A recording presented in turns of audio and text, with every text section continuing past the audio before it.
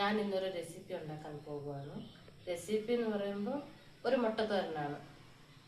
അപ്പം ശരി, നമുക്ക് തുടങ്ങാം.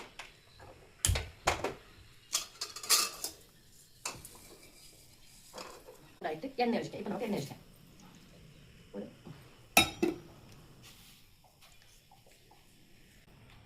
കടുകിടുക, ഇടുക.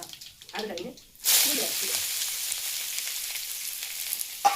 ഇതിനെ നല്ലതായിട്ട് ഒന്ന് വഴറ്റിയെടുക്കാം.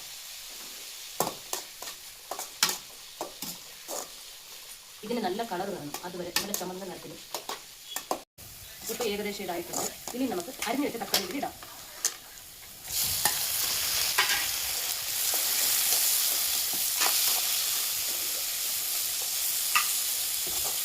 ഇനി ഇത് നല്ലതായിട്ട് മാറട്ടെ. ഇപ്പോൾ ഇത് ഏകദേശം ആയിട്ടുണ്ട്. ഇനി നമുക്കിതിൽ മസാല ചേർക്കാം.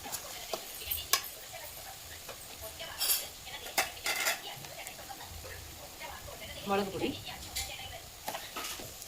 പൊടി എരിവിനനുസരിച്ച് 1 സ്പൂൺ മല്ലിപ്പൊടി,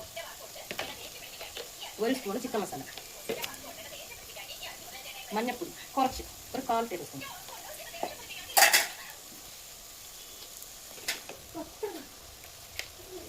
ഉപ്പ് ആവശ്യത്തിനനുസരിച്ച് ഉപ്പ്. ഇനി നമുക്കിതെല്ലാം ഒന്ന് മിക്സ് ചെയ്ത് അടച്ചു വെച്ച് നല്ലതായിട്ട് വേവിക്കാം. മസാലയുടെ മണം പോകുന്നത് വരെ നല്ലതായിട്ട് ഇളക്കി യോജിപ്പിക്കാം. അപ്പോൾ ഇതായിട്ടുണ്ട്. ഇനി നമുക്കിതിൽ മുട്ട ഒഴിക്കാം.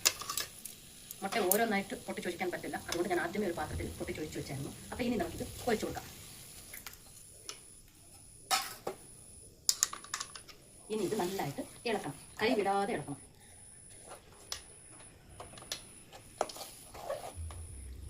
കൈ വിടാതെ ഇങ്ങനെ ഇളക്കി കൊടുക്കണം.